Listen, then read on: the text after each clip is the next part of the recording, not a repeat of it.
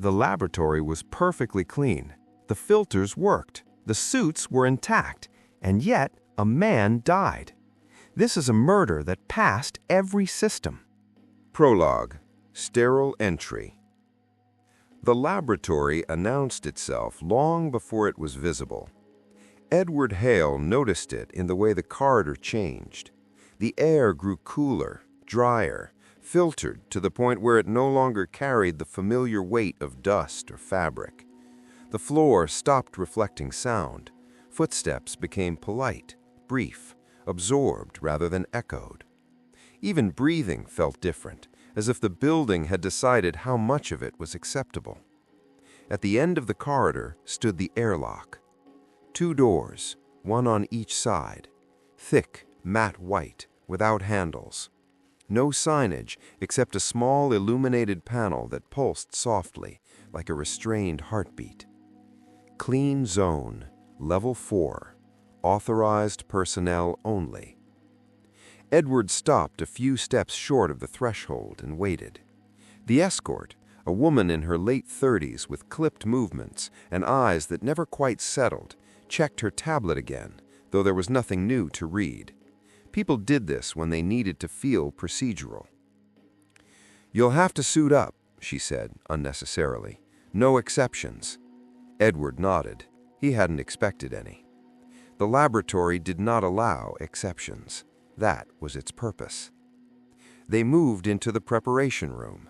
Stainless steel benches, sealed lockers, a faint chemical tang beneath the neutral scent of filtered air. The suit lay folded with careful precision, as if it had been expecting him. White, seamless, inflated slightly even before being worn. Edward undressed without comment, folding his clothes and placing them where instructed. The suit slid over him with an intimacy that felt almost invasive. It clung before it sealed, adjusting pressure, conforming to his body as if learning it. The helmet locked into place with a soft click.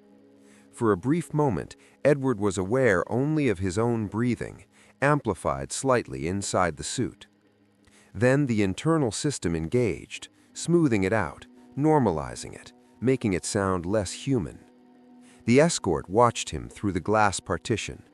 "To once we're inside," she said through the intercom, "do not touch anything you're not told to touch. Do not remove your gloves. Do not lean on surfaces. The system logs everything." Edward inclined his head.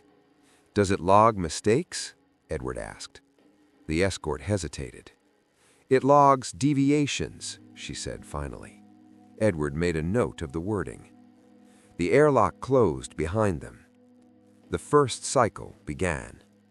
Air pressure shifted, not dramatically, but enough that Edward felt it in his ears, then in his chest. A low hum filled the chamber, steady and impersonal. Invisible jets sprayed disinfectant mist that smelled faintly metallic, like cold rain on steel.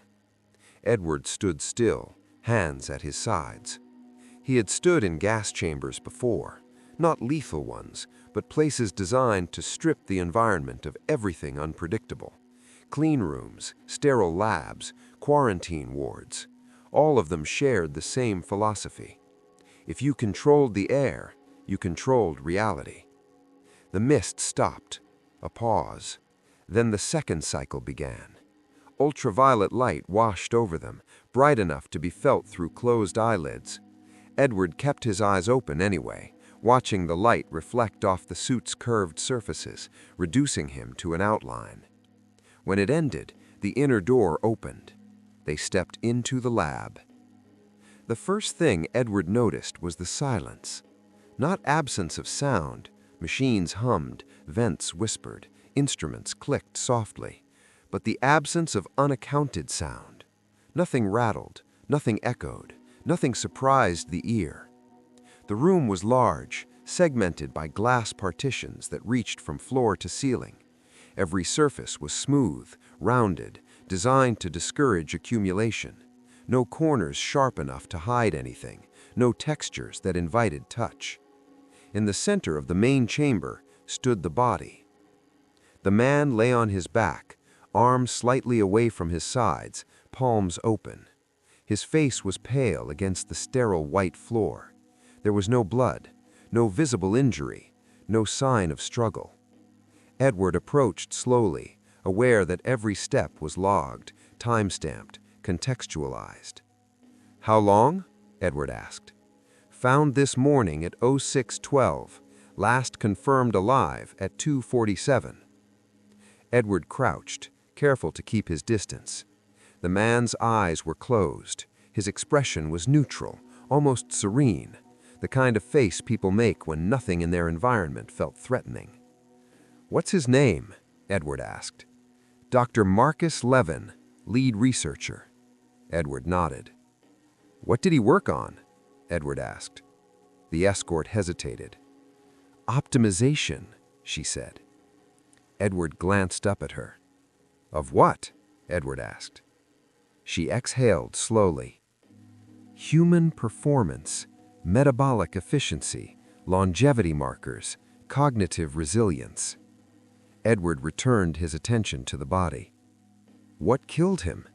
Edward asked. The escort's voice lowered. "A toxin," she said. "Rare. Extremely rare. Synthesized, not naturally occurring." Edward straightened slightly. "And contamination?" he asked. She shook her head. "None," she said. "No traces on any suits. No residue on surfaces. Air samples clean. Filters intact." Edward stood. "So the lab remains sterile," he said. "Yes," she replied. "And the man died," Edward said. "Yes." Edward let the contradiction hang in the air where it could not contaminate anything. They moved to an observation bay separated by glass so clear it felt absent. Beyond it, technicians worked silently, movements economical, rehearsed. No unnecessary gestures, no wasted motion. Edward watched them for a moment. "Who was with him?" Edward asked. "3 colleagues," the escort replied. "All entered within the same window. All left within protocol." Edward turned. "All alive," he said. "Yes." "And wearing identical suits," Edward said. "Yes." "And none contaminated," Edward said. "Yes." Edward nodded. "Then the lab did its job," Edward said. The escort frowned. "I don't understand," she said. Edward looked at her. "That's exactly why I'm here," he said. They reviewed the footage. The video feeds were pristine, high resolution, multiple angles, no blind spots. The lab designers had been thorough. Edward watched Dr. Levin enter through the airlock, his movements relaxed, confident. He nodded to a colleague, adjusted a glove, stepped to his workstation. He watched the others enter, one by one, a woman checking her tablet, a man adjusting his helmet seal, another pausing to rerun a diagnostic on his suit. Edward watched the hours compress. At 02:41, Dr. Levin leaned over a sample tray. At 02:43, he straightened. At 02:45, he placed his hands on the bench as if steadying himself. At 02:47, he collapsed. No one touched him. They rushed toward him but stopped short, protocols asserting themselves, emergency procedures engaged, alarms sounded, muted and controlled. Edward replayed the moment again and again. Dr. Levin did not convulse, did not claw at his suit, did not signal distress. He simply stopped. "The toxin," Edward said. "What does it do?" The escort glanced at the observation window, then back to him. "It interferes with cellular respiration, specifically at the mitochondrial level.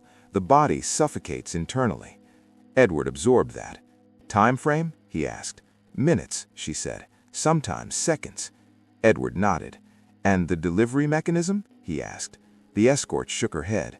"That's the problem," she said. "There is none."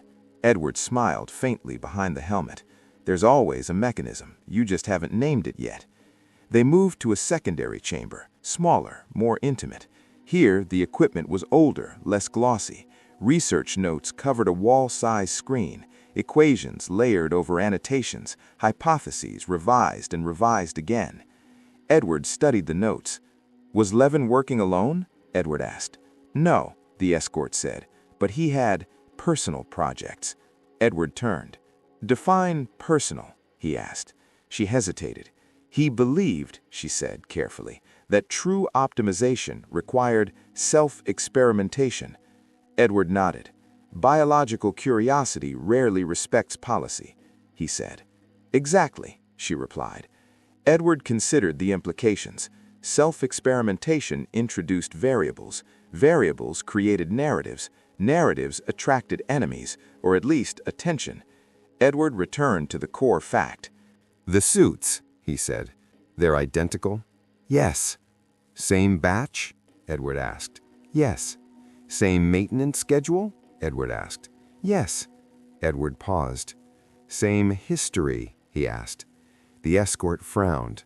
What do you mean? She asked. Edward looked at her. I mean, he said, have they all lived the same life? They examined the suits. Individually sealed compartments, automated cleaning cycles, chemical logs precise to the decimal. Edward ran his gloved fingers along the inside of one helmet, then another, careful not to touch surfaces directly. Do you sterilize the inside as thoroughly as the outside? Edward asked. Of course, she said. The system— Edward raised a hand. I'm not questioning your system, he said. I'm questioning your definition of contamination. The escort looked uncomfortable. Contamination is foreign matter, she said. Anything that shouldn't be there. Edward nodded. And what, he asked, about things you expect to be there? She did not answer immediately.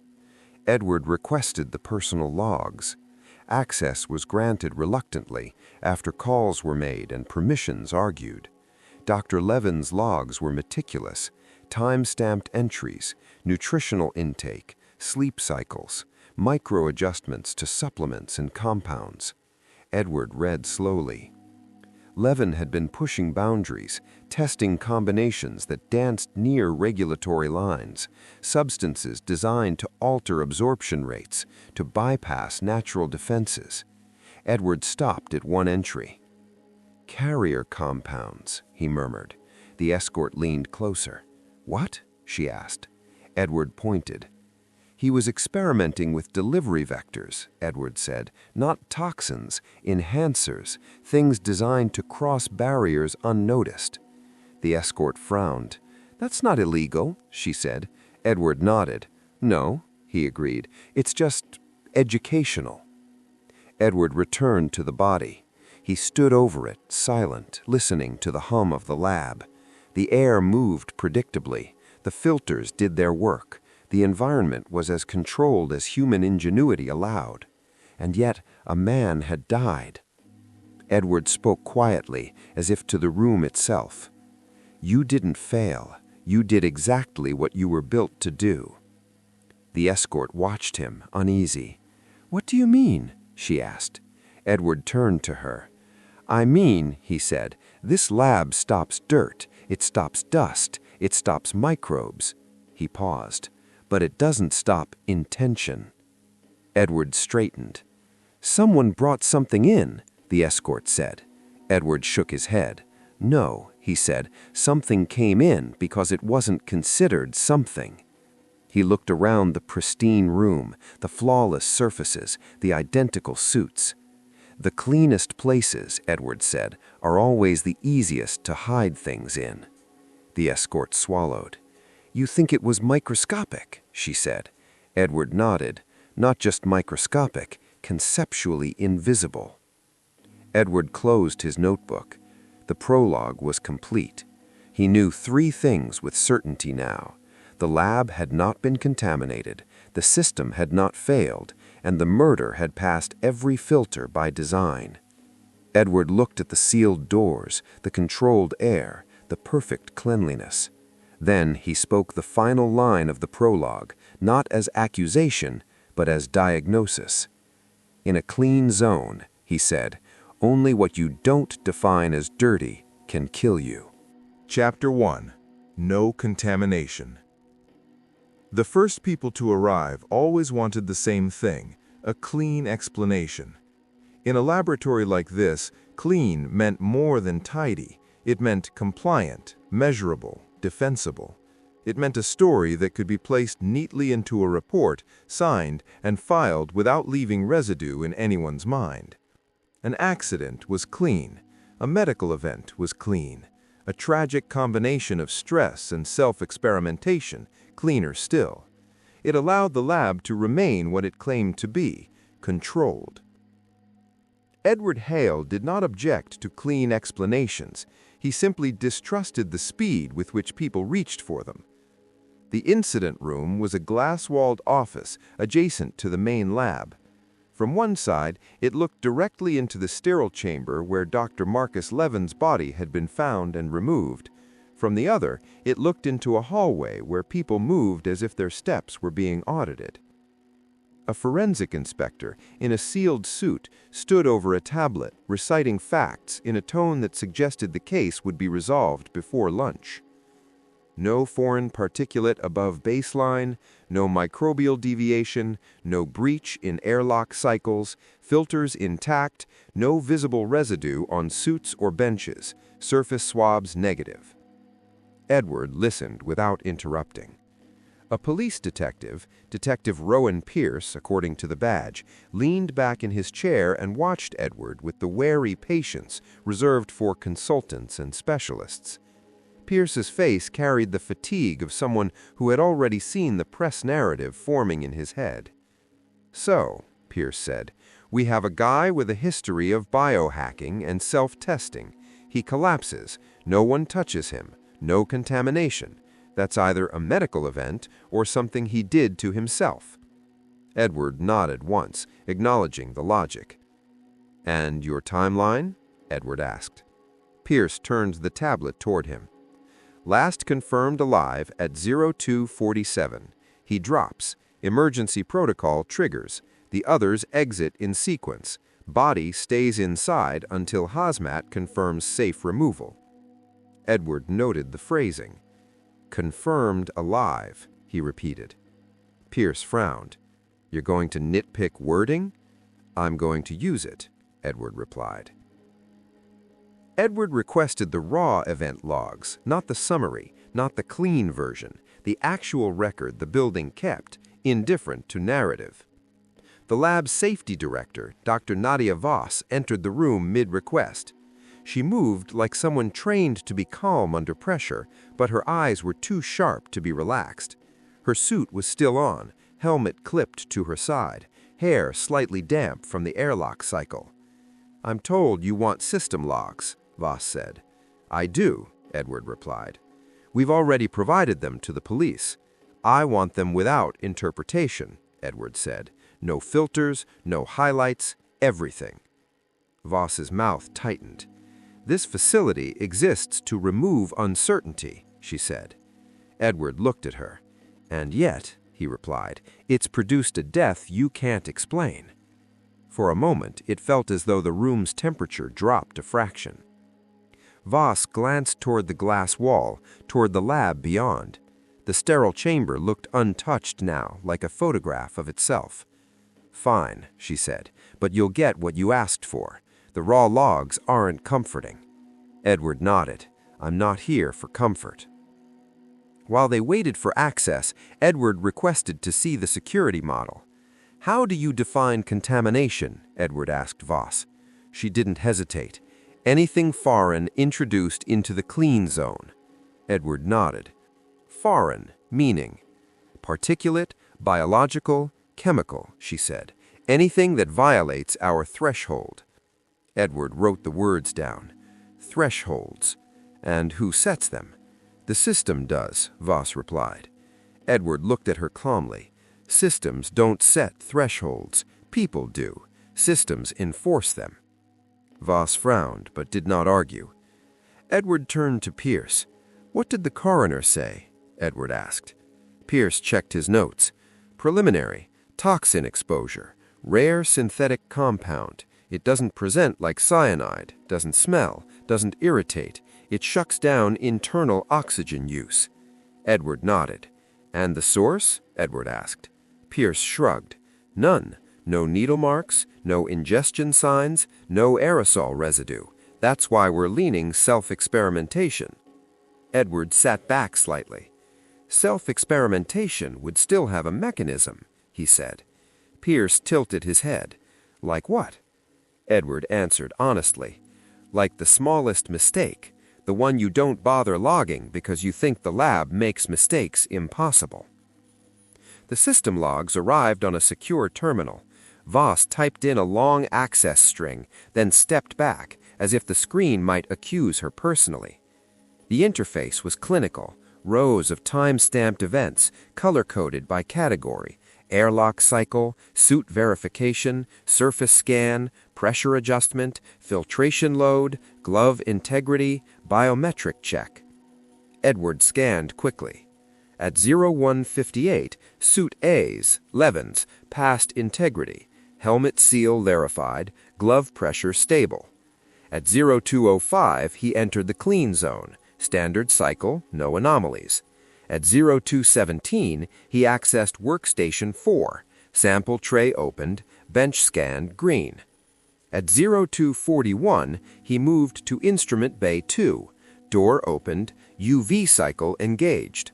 At 024638, his biometrics registered elevated heart rate.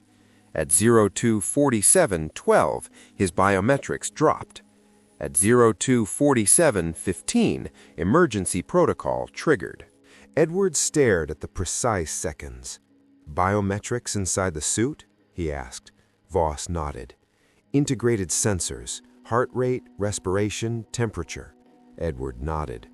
So the suit didn't just protect him, Edward said. It monitored him. Yes, Voss replied. Edward traced the line with his finger just above the log entry. And it did not flag a breach, he said. No, Voss said. Edward looked up. Then the suit accepted the cause as internal, Edward said. Pierce leaned forward. You're reading intent into software. Edward shook his head. I'm reading design, he replied. Your system is built to detect outside threats. If it didn't detect one, either the cause was inside him or the threat did not qualify as outside. Edward requested the full video set synchronized with the logs. When it loaded, he did not focus on faces, he focused on hands. Hands were the first to betray habit. On the screen, Levin stood at workstation 4. He moved calmly, efficiently. His colleagues were visible in the background, separated by partitions, each in their own procedural world. At 0241, Levin reached to adjust his glove, a casual gesture. At 0243, he tapped the edge of the bench twice, as if checking stability. At 0245, he paused. Edward stopped the video and rewound 10 seconds. There, a tiny movement. Levin's hand moved with practiced familiarity, not panic, not discomfort, routine. Edward wrote a word in his notebook: comfort. Edward requested Levin's personal locker inventory. Voss looked annoyed now. That's irrelevant, she said. Edward's voice remained calm. Most murder mechanisms begin their lives as irrelevant, he said. After a delay, they produced the inventory, a list of authorized personal items that could enter the facility's outer area. Most were mundane: protein bars, notebooks, a tablet, a water bottle that never entered the clean zone itself. One line stood out: personal nasal inhaler, approved. Edward looked up. That's allowed? He asked. Voss nodded. It never enters the clean zone. He uses it in prep. Edward circled the word inhaler. Why? Edward asked. He had allergies, Voss replied, or he claimed he did. Edward wrote another note: approved exception. Edward requested the airlock cycle details for Levin's entry. The logs showed standard disinfectant spray, UV exposure, pressure cycle, nothing abnormal. But Edward noticed a small detail, a brief pause between cycles, longer than usual by 5 seconds. He pointed at it. Why the delay? He asked. Voss frowned. Could be operator timing, she said, or the system waiting for the user to finish suit check. Edward nodded. Or the user using that 5 seconds to do something routine that the system doesn't log. Voss stared. Pierce scoffed softly. You think he poisoned himself in an airlock? Edward didn't look at Pierce. I think, Edward said, the airlock is the one place you feel safe enough to break a rule. They moved into the prep area, still suited. Voss insisted the rules be followed even outside the clean zone. Edward respected that. It wasn't the rules that troubled him. It was the belief that rules substituted for awareness. In the prep area, Edward noticed something he hadn't earlier. A small mirror mounted near the lockers, not for vanity, for seal checks. But mirrors invited habits, touching your face, adjusting, leaning closer, breathing onto glass. Edward stood before it, helmet reflecting his own eyes. He imagined Levin here, alone, relaxed, familiar. He imagined him using the inhaler, adjusting his helmet, touching the rim, then entering the airlock, feeling the disinfectant mist, believing it erased all personal traces. Edward's mind returned to the toxin. Synthetic, rare, potent, no residue.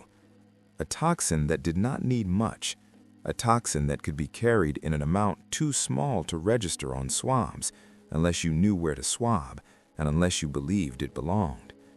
Edward returned to the lab's central claim.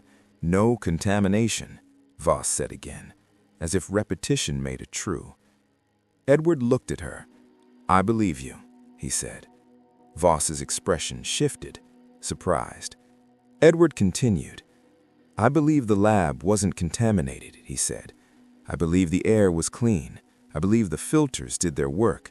I believe no one carried a visible toxin on their suit. Pierce leaned back. Then what are we doing here?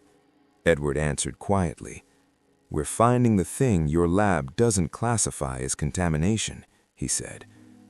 He returned to the footage and watched the colleagues. One, a young researcher, entered at 0212. She paused briefly in the airlock, raising her gloved hands as if checking them, a nervous ritual.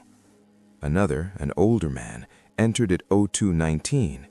He looked down at his boots and shifted weight twice, settling. The third, a technician, entered at 0223. He touched the wall gently, perhaps to steady himself.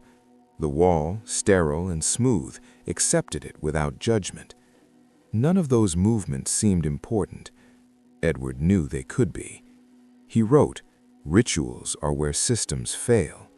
Edward asked Voss a question that changed the room. How do you clean the inside of the gloves? He asked. Voss blinked. The gloves are sealed, she said. They're part of the suit. Edward nodded. Yes, he said. The inside of the glove is protected from the outside environment. Voss frowned. Correct. Edward continued calmly. Which means, he said, if contamination originates from inside the suit, your cleaning cycles won't touch it. Pierce sat forward slightly. Voss's eyes sharpened. That would mean the toxin was already inside the suit, she said. Edward nodded. Or, he said, inside something the suit treated as internal. There was a pause then, the kind that occurred when a room recognized a new direction. Voss spoke first. You're suggesting preloading, poison placed somewhere in the suit before entry. Edward tilted his head. I'm suggesting the only safe place to smuggle something past a filter is inside the thing the filter trusts, he said. Your system trusts a suit. Pierce frowned. But they inspect the suits. Edward looked at him. They inspect for damage, not for intent. Edward requested the suit maintenance room. They let him there reluctantly, as if inviting suspicion into a space designed to prevent it. The maintenance room was smaller, warmer, filled with hanging suits like pale, empty bodies. The air smelled different here, rubber, disinfectant, and the faint mustiness of equipment reused too often. Edward walked between the suits. He noticed the seams, the valves, the tiny access points where sensors connected. He stopped at one suit on the end, Levin's. A label marked it clearly. Edward examined the left glove cuff where it met the sleeve, The seam was smooth, perfect, but a tiny mark, barely visible, sat near the valve port. A smudge. Not dirt, not oil. A discoloration like a film. Edward photographed it. Voss leaned closer. "What is it?" she asked. Edward answered truthfully, "I don't know yet, but it's the first thing in this building that looks like it wasn't supposed to be here." He stepped back and spoke quietly, more to himself than to the others. "A clean environment doesn't remove crime. It removes noise." Pierce looked at him. "What does that mean?" Pierce asked. Edward's eyes stayed on the suit. "It means," Edward said, "the smallest deviation becomes enormous if you know where to look." Edward ended the chapter with a simple certainty. The case was not about whether someone contaminated the lab. The case was about whether someone used the lab's idea of cleanliness as cover. The lab believed contamination could only come from outside. Edward believed the killer had used the one place everyone trusted more than air, the suit. At the glass wall, Edward looked once more into the sterile chamber. It still looked perfect. That was the danger. He turned and spoke to Voss in a tone that carried no accusation, only focus. "Show me," Edward said, "every single item the lab allows because it assumes it can't be dangerous." Chapter 2. The Filters. Filters created confidence. That was their real function. Edward Hale had learned long ago that people trusted what they could not see more than what they could. Walls were tangible, locks were visible, guards had faces. Filters were different. They promised protection through absence. You didn't see what they stopped. You were expected to believe in it. The laboratory's filtration systems were a point of pride. They were mentioned in every funding presentation, every regulatory report, every guided tour for investors who wanted reassurance more than understanding. Multi-stage HEPA arrays, activated carbon beds, electrostatic traps, UV sterilization chambers, redundancy layered on redundancy. Air entered the building dirty and left obedient. Edward stood in the filtration control room, still wearing the suit, helmet visor lifted just enough to feel the cooler air on his face. Dr. Nadia Voss stood beside him, arms folded, posture defensive without being aggressive. She had the look of someone who had explained the same system dozens of times to people who nodded and forgot everything 5 minutes later. "This system is designed to stop everything," she said. Edward glanced at the wall of monitors. "Everything?" he asked. Voss hesitated. "Everything relevant," she corrected. Edward nodded. "Define relevant." Voss sighed, then launched into the explanation she clearly knew by heart. Air intake rates, particle size thresholds, flow velocities, pressure differentials, the way the system created a unidirectional flow that pushed contaminants out rather than allowing them to linger. Edward listened, but he wasn't listening for mastery. He was listening for assumption. "Nothing larger than 0.3 microns passes the primary filters," Voss said. "Anything smaller is neutralized by secondary systems." Edward tilted his head slightly. "Neutralized how?" he asked. "Captured, broken down, rendered inert," she said, "depending on composition." Edward wrote the words down. "Non-harmful, according to what model?" Edward asked to see the airflow map for the night Dr. Levin died.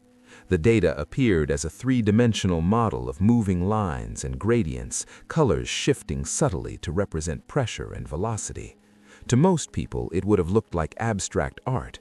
To Edward, it was a map of habits. The airflow was clean, predictable, no reversals, no pressure spikes that suggested an external breach. Edward watched the pattern loop. "How often does this update?" Edward asked. "Every second," Voss replied. "And how often does it change?" Edward asked. Voss frowned. "Change, meaning how often does the system encounter something it wasn't designed for?" Voss crossed her arms. That's the point, she said. It doesn't. Edward smiled faintly. That's never the point. That's the hope. They moved closer to one of the physical filter housings. It was larger than Edward had expected, a long cylindrical unit with inspection ports sealed shut. The metal surface was immaculate, polished to the point where it reflected the sterile light. This is the final barrier before air enters the clean zone, Voss said. If something gets past this, it belongs there. Edward rested his gloved hand lightly on the casing. Belongs, he repeated. Voss stiffened. Everything inside is either air or something we put there, she said. Edward looked at her. And what about things created inside? He asked. Created? Voss frowned. Nodded. By interaction, by reaction, by transformation. Voss shook her head. You're talking hypotheticals. Edward didn't argue.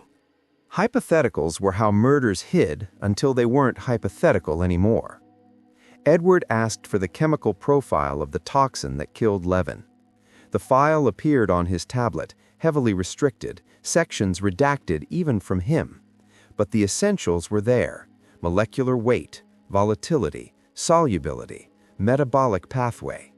Edward read slowly. The compound was small, very small. Not airborne in the conventional sense, not a gas, not a particle. Something else. Edward looked up. This wouldn't trigger your filters, Edward said. Voss stiffened. It's not airborne, she said. It has to be delivered. Edward nodded. Delivered how? Edward asked. Voss hesitated. Injection, ingestion, dermal absorption. Edward glanced down at his own gloved hands. And what, Edward asked, does your system consider dermal? Voss blinked. Skin contact, she said. Edward nodded. And what about mucosal? Edward asked. Voss's mouth tightened. That's internal, she said. Edward wrote another note. Internal equals trusted.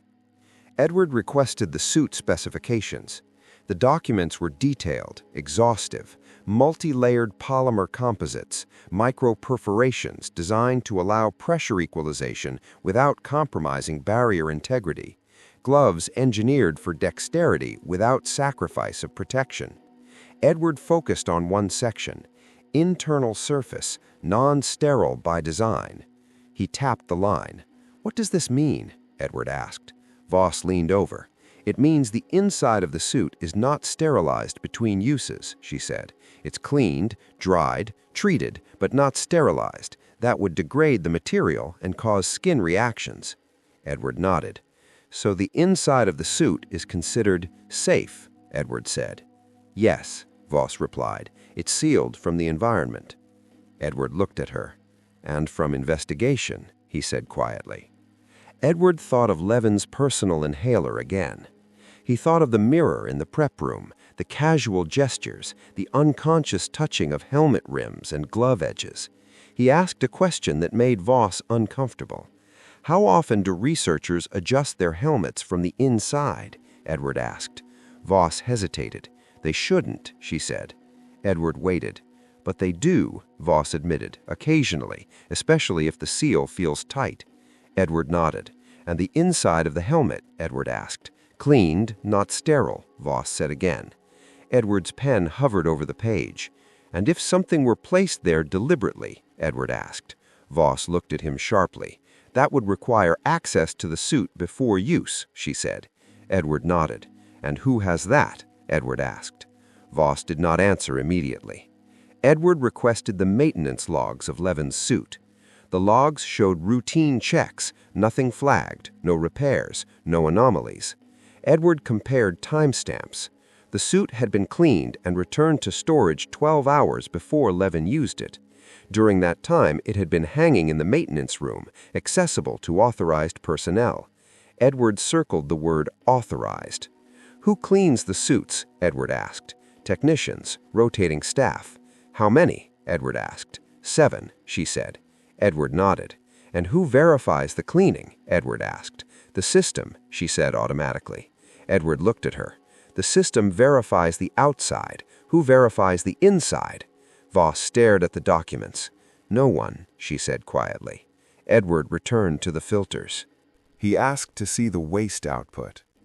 Every filtration system produced waste, captured particles, spent chemicals, neutralized compounds. The lab tracked it meticulously.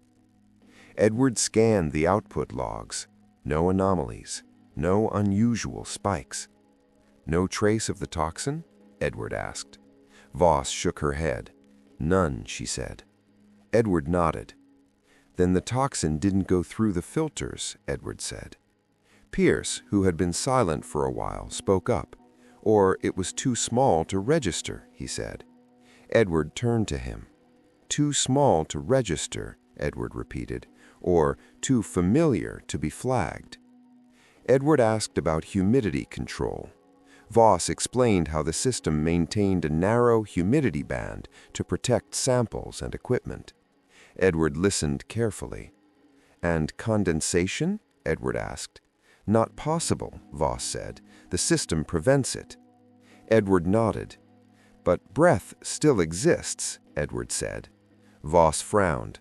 Of course, she said. Edward gestured toward his helmet. And where does exhaled breath go? Edward asked. Voss paused. It's filtered through the suit's internal system, she said. Edward nodded.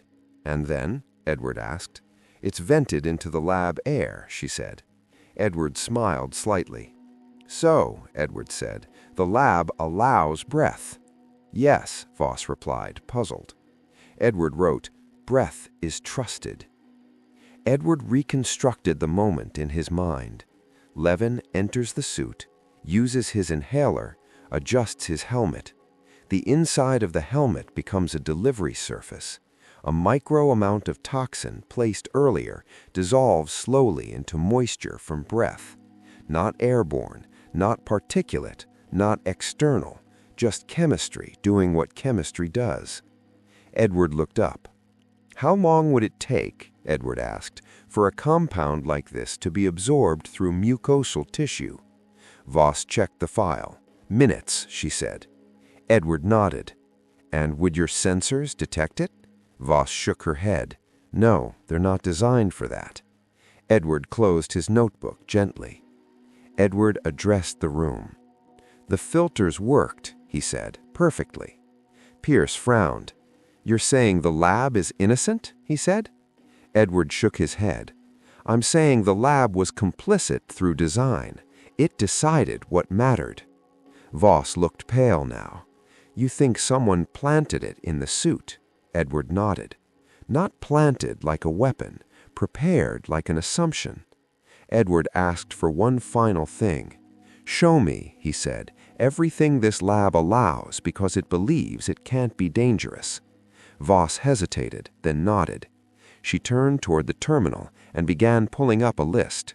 Approved materials, personal exceptions, comfort allowances, human factors. Edward watched the list grow. He knew the killer was in there, not hiding. Approved.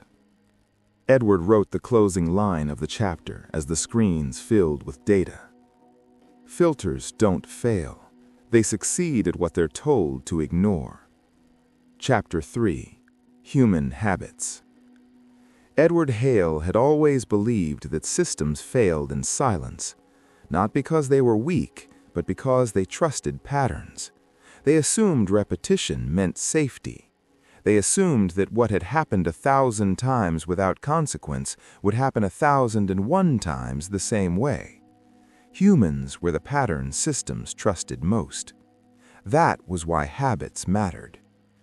Edward spent the first hour doing nothing that looked like investigation. He sat in the observation bay and watched. Not the data streams, not the monitors, the people. Researchers moved through the lab with an ease that no amount of protocol could fake. Their movements were economical, precise, shaped by muscle memory rather than conscious thought. Each of them believed they were careful. Each of them was right, most of the time. Edward knew better than to look for malice first. Malice was loud. It announced itself in deviations. What killed quietly almost always arrived disguised as routine. Dr. Nadia Voss stood beside him, arms folded, watching the same scene with a different eye. "They're professionals," she said, as if preemptively defending them, "highly trained." Edward nodded. "That's why this works," he replied. Voss turned to him. "What works?" Edward didn't answer immediately. A researcher entered the prep room on the far side of the glass. She removed her shoes, slid into the suit with practiced efficiency, adjusted the helmet seal, and checked her reflection in the mirror. The entire process took less than 2 minutes. Too smooth. Edward leaned forward slightly. "Training," Edward said, "turns procedures into reflexes." Voss frowned. "That's the point." Edward looked at her. "And reflexes don't question themselves." Edward asked for access to the suit room again. This time he asked to stand there while technicians worked. They arrived in pairs, chatting quietly, their voices muted by the room's acoustics. They handled the suits with care, but not reverence. The suits were tools, not sacred objects. Edward noticed something immediately. Each technician had their own way of working. One checked glove seams twice. Another tugged at helmet seals with unnecessary force. A third wiped the inside of the visor longer than required, as if polishing memory rather than material. Edward watched without comment. "Do you rotate assignments?" Edward asked. "Yes," the lead technician replied, "to prevent fatigue." Edward nodded. "And familiarity?" Edward asked. The technician blinked. "What do you mean?" Edward gestured toward the suits. "Familiarity with specific equipment," Edward said. "Do people develop preferences?" The technician hesitated. "Unofficially," he admitted. "Some suits fit better, some helmets fog less." Edward wrote that down. Preference creates opportunity. Edward asked for the maintenance access logs. They were thorough. Entry times, exit times, authorized personnel. He noticed that one name appeared more often than the others in proximity to Levin's suit. Not suspiciously often, comfortably often. A technician named Elias Moore. Edward asked about him. "Reliable," the supervisor said. "Meticulous. Been here since the early days." Edward nodded. "People like that," Edward said, "become invisible." Edward turned his attention back to the researchers. He reviewed footage from the prep room, hours of it, not just from the night of the incident, but from weeks before. Patterns emerged. Most researchers touched the same places when suiting up: helmet rim, left glove cuff, mirror edge. Not because they needed to, because they always had. Edward slowed the footage. Levin appeared repeatedly in these recordings, relaxed, confident, comfortable. He trusted the lab the way one trusted gravity, implicitly, without gratitude. Edward watched Levin use his inhaler again, not in the clean zone, in the prep room. Before the airlock. Levin tilted his head back slightly, inserted the inhaler, breathed in deeply, then exhaled slowly. Edward paused the frame. Levin's glove brushed the inside of the helmet rim as he lowered his head. A small movement, meaningless on its own. Edward resumed playback. Edward asked a question that no one liked. "How often do people break protocol without realizing it?" Edward asked. Voss bristled. "We enforce." Edward raised a hand. "I'm not asking how often rules are broken," Edward said. "I'm asking how often they're bent so gently that no one notices." Voss was silent. Edward filled the silence himself. "Every day," he said, "because the system allows it." Edward requested interviews, not interrogations, conversations. He spoke first with the young researcher he had noticed earlier, the one who always checked her gloves twice. She sat stiffly in the interview room, suit removed, eyes darting as if expecting reprimand. "I didn't touch him," she said immediately. Edward nodded.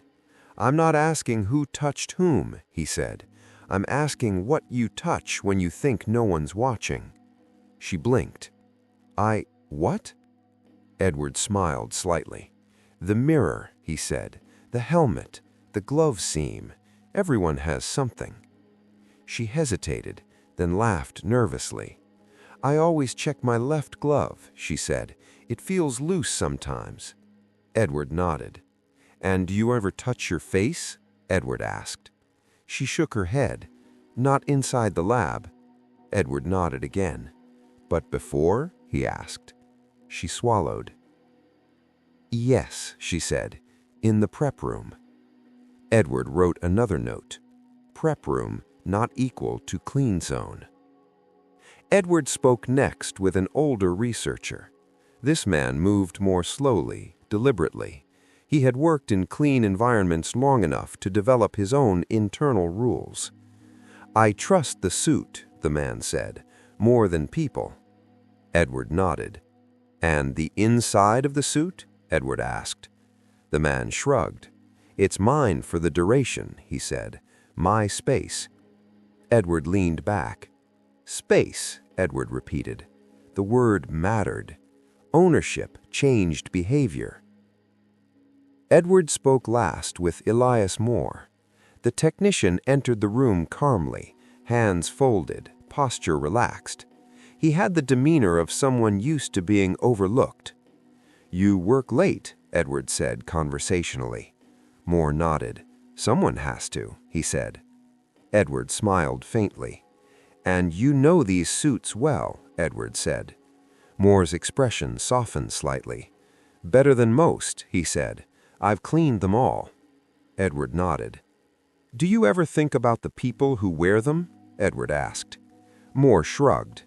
"They're careful," he said. "They trust us." Edward held his gaze. "And do you ever think about how trust works?" Moore frowned. "I don't follow."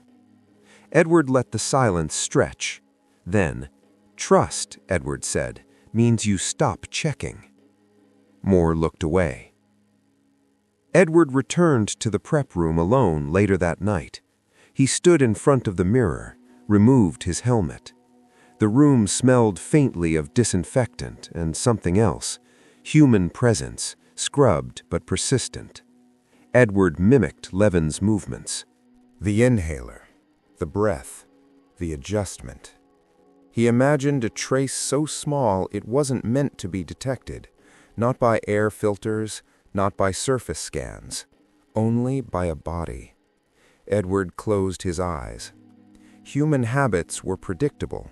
That was why they were dangerous. Edward reviewed the toxin profile again. The compound required moisture to activate fully, not water, humidity, breath, mucosal contact.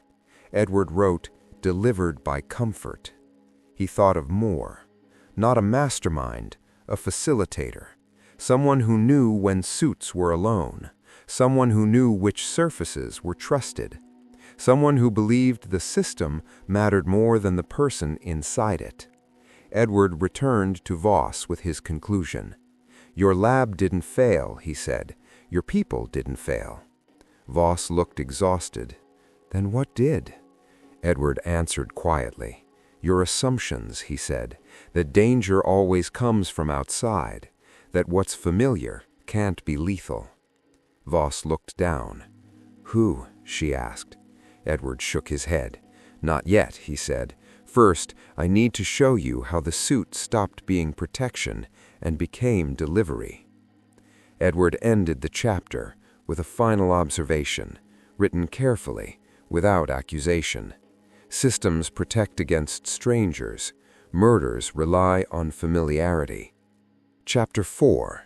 The Invisible Carrier. Edward Hale had stopped asking who hours ago. That question came later, when the shape of the act could no longer change. Until then, names only interfered.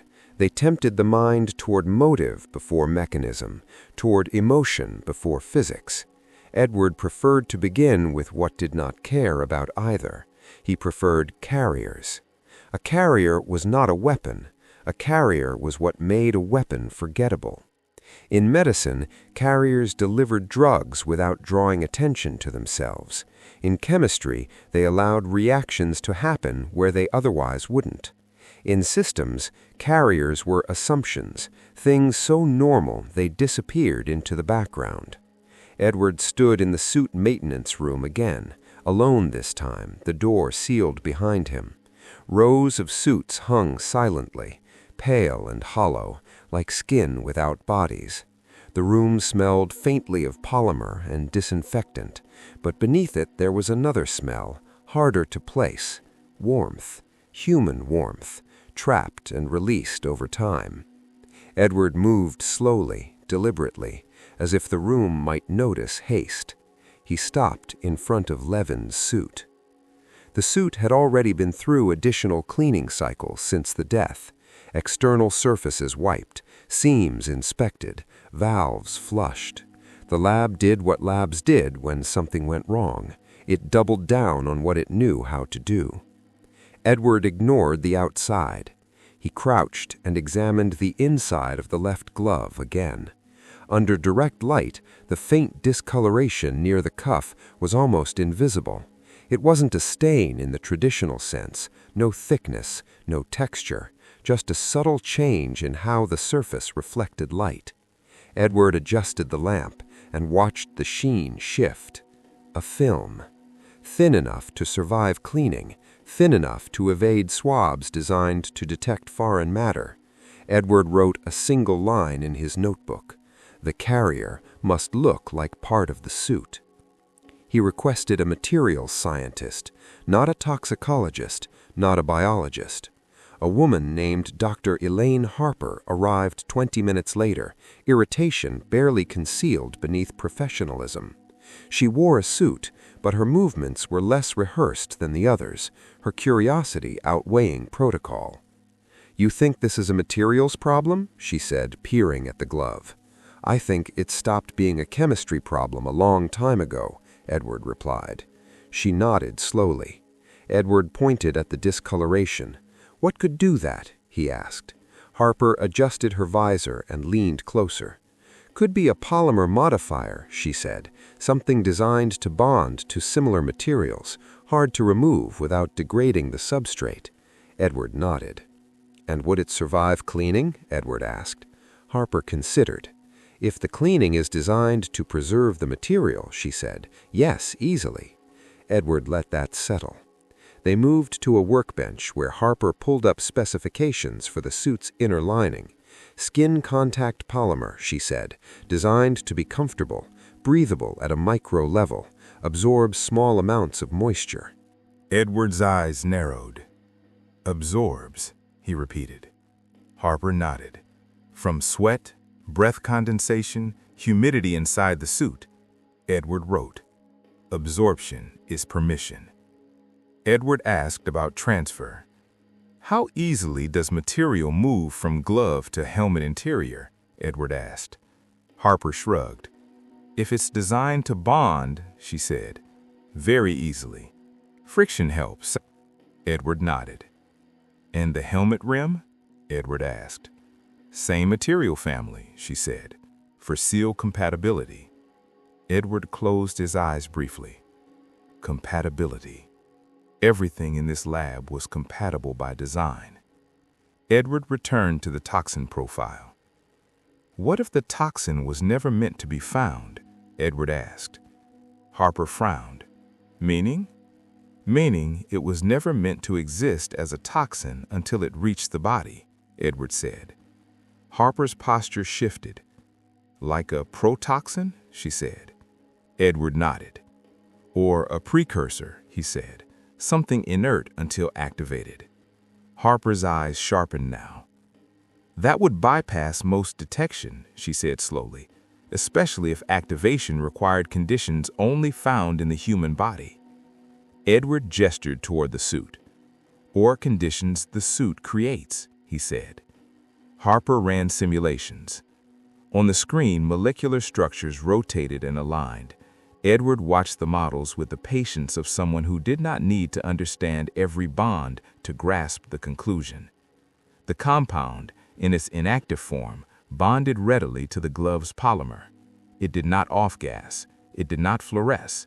It did not trigger chemical alarms. It waited. When exposed to moisture and warmth, breath, skin, mucosal contact, it broke down into its active form. Not explosively, quietly. By the time the body reacted, the carrier was gone. Edward leaned back. "And afterward?" he asked. Harper shook her head. "Nothing left to find," she said. "The active compound metabolizes rapidly. The carrier remains bonded to the suit." Edward nodded. "So the evidence stays where no one looks," he said. Harper didn't respond. Edward reconstructed the sequence again, this time with precision. The suit is cleaned externally. The inside remains trusted. The carrier compound is applied in a quantity too small to register visually. It bonds to the glove interior near the cuff, an area frequently touched. Levin dons the suit. He uses the inhaler, creating moisture. He adjusts his helmet, transferring the compound. The carrier migrates to the helmet rim. Breath activates it slowly. The toxin enters through mucosal membranes. No injection, no ingestion, no breach. Just habit. Edward opened his eyes. "This couldn't be an accident," Harper said quietly. Edward nodded.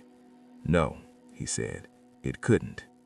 Edward asked the question that had been waiting patiently. "Who would know this?" Edward asked. Harper didn't hesitate. "Anyone who understands materials and human behavior, not a biologist, not a chemist alone, someone who works between." Edward thought of Elias Moore again, the technician, the invisible one. Edward asked Harper to test the film. She hesitated. "It will destroy the sample," she said. Edward nodded. "Evidence that survives at the cost of certainty isn't evidence, it's decoration." Harper proceeded. Under magnification, the film revealed its structure briefly, then broke down under analysis. The carrier degraded as designed, leaving behind nothing but altered polymer. Harper sat back. "Whoever did this," she said, "knew exactly how much to use. Too little and it wouldn't kill. Too much and it would be detected." Edward nodded. "Precision," he said, "not genius. Familiarity." Edward returned to the list of approved items: comfort allowances, personal exceptions, maintenance privileges. He crossed out everything dramatic. He circled what remained: time alone with suits, understanding of cleaning cycles, knowledge of human habits. Edward closed the notebook. He confronted Elias Moore late in the evening, not in an interrogation room, in the maintenance area, surrounded by hanging suits. Moore looked up calmly as Edward entered. "I was wondering when you'd come back," Moore said. Edward studied him. "You knew I would," Edward replied. Moore nodded. "Because you're not looking for dirt," he said. "You're looking for trust." Edward didn't respond. Moore continued. "They thought clean meant safe," Moore said. "They thought systems replaced judgment." Edward spoke quietly. "Why Levin?" he asked. Moore smiled faintly. "He wasn't the target," Moore said. "He was the proof." Edward's eyes narrowed. "Proof of what?" Edward asked. "That the system could be fooled," Moore replied. "That perfection is a lie." Edward let the words settle. "You killed him," Edward said. Moore shook his head slowly. "No," he said. "I prepared a condition. The lab did the rest." Edward stepped closer. "People always say that," Edward said. "It never makes them right." Moore shrugged. "I never touched him," Moore said. "I never entered the clean zone with him. I never contaminated anything." Edward nodded. "That's true," he said. "You followed the rules." Moore's smile faltered. Edward continued. "You understood them. That's the difference." Edward didn't arrest more. Not yet. That required Chapter 5. For now, he wrote the closing line of the chapter, the core truth of the case. The carrier was invisible because it was allowed to be. Chapter 5. Clean enough. Edward Hale had learned that the final stage of any investigation was never about proof. Proof was mechanical. Proof was something you assembled and presented. Proof satisfied courts, committees, and reports written by people who wanted the matter closed. What ended cases was acceptance. And acceptance required something far more fragile, a version of the truth that everyone in the room could live with. Edward asked for a meeting, not an arrest, not a hearing, a meeting. It took longer than it should have. Lawyers appeared, risk officers, a representative from the parent corporation whose name was never spoken aloud on site. They gathered in the same glass-walled incident room where days earlier Dr. Marcus Levin's death was described as unfortunate. The language had already begun to soften. Edward stood at the head of the table, notebook closed. He had learned that open notebooks invited debate, closed ones suggested finality. Dr. Nadia Voss sat opposite him, posture rigid. Detective Pierce leaned against the wall, arms crossed, the look of a man who knew he was witnessing something that would never make it into an official of report. Edward did not begin with the murder. He began with the lab. You built this facility to eliminate uncertainty, to remove contamination, to make outcomes predictable. No one interrupted him. You succeeded, Edward continued. Your air was clean, your surfaces were clean, your filters performed exactly as designed. One of the executives shifted uncomfortably. Edward went on. That success created a blind spot. You stopped asking where danger could originate because you believed you had defined it. Voss opened her mouth, then closed it. Edward turned slightly, addressing the room as a system rather than individuals.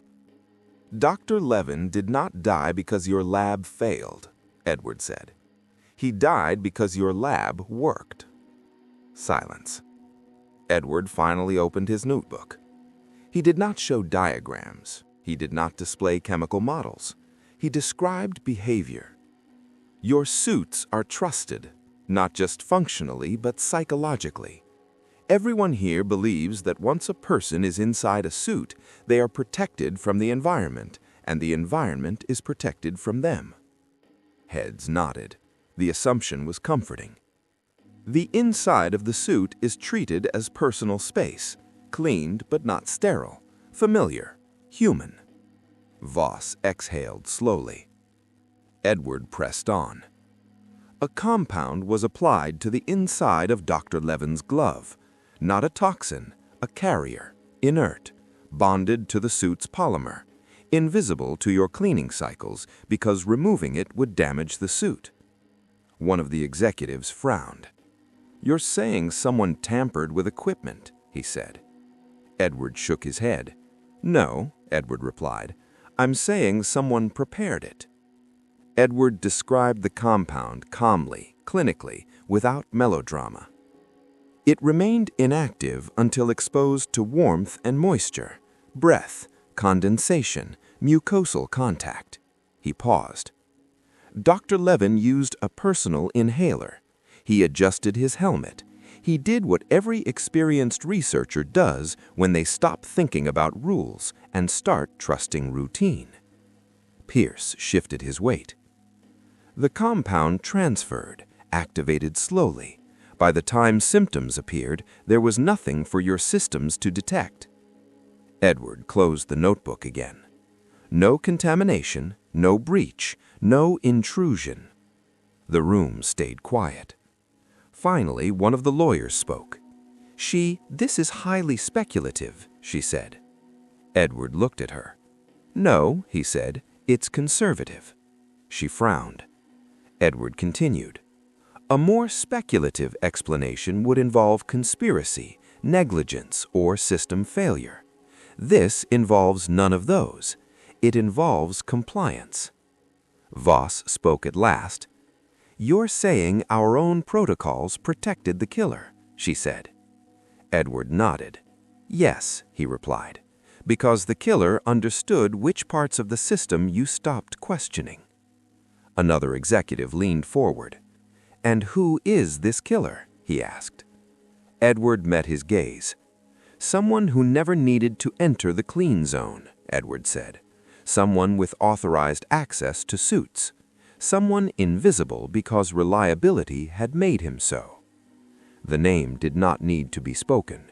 Everyone in the room already knew it. Edward allowed a moment to pass. "This is where the case ends in two possible ways.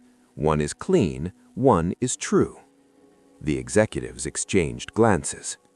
Edward explained. "The clean ending," Edward said, "is this. Dr. Levin died from complications related to unauthorized self-experimentation. The lab revises protocols, no one is charged, no one admits failure."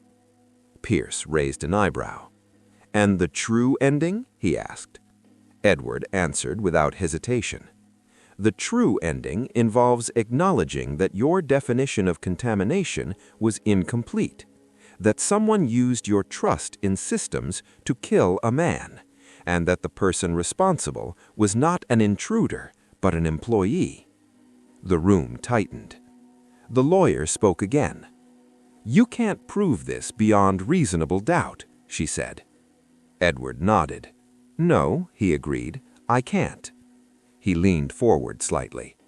"But you don't need proof to decide what you're willing to accept." Edward stood.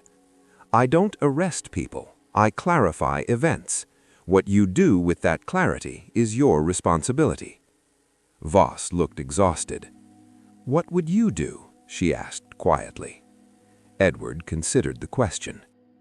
"I would ask myself," he said, "whether I care more about being clean or about being right." Edward left the room without waiting for an answer. Elias Moore was suspended the next day.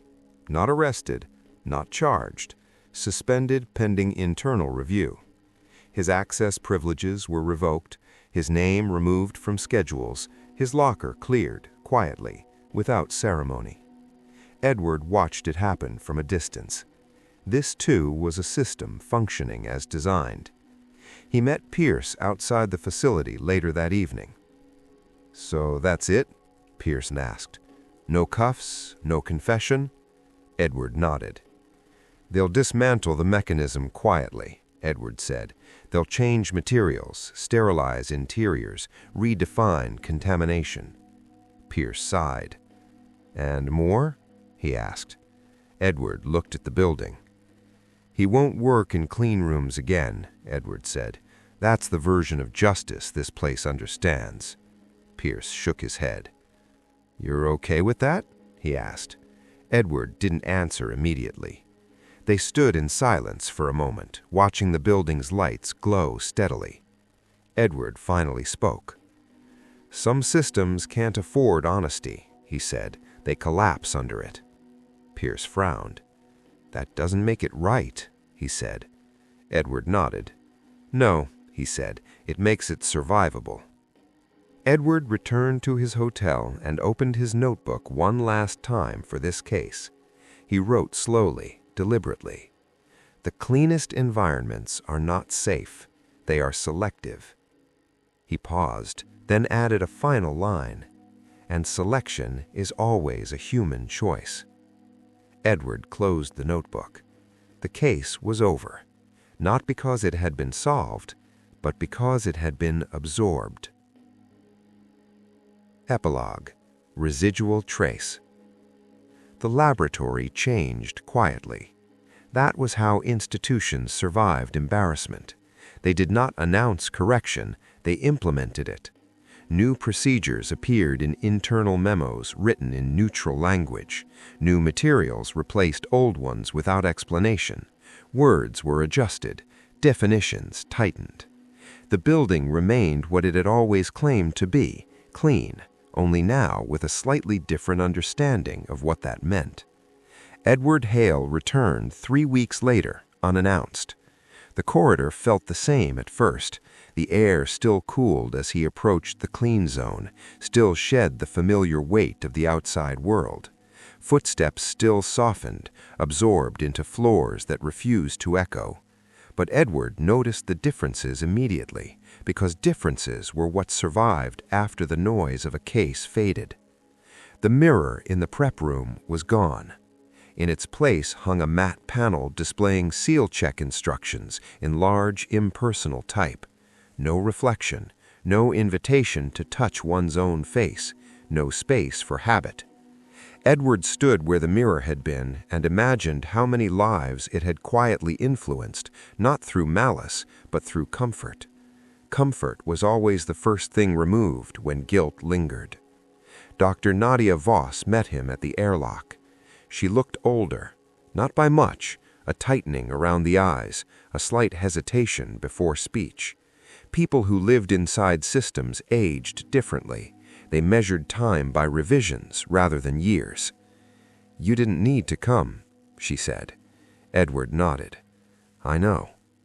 They stood in the airlock while the first cycle began. The disinfectant mist fell, metallic and indifferent. Edward watched it bead on the suit's surface, then vanish. Voss spoke without looking at him. "The inside of the suits is sterilized now," she said. "Disposable liners, single use, no exceptions." Edward nodded.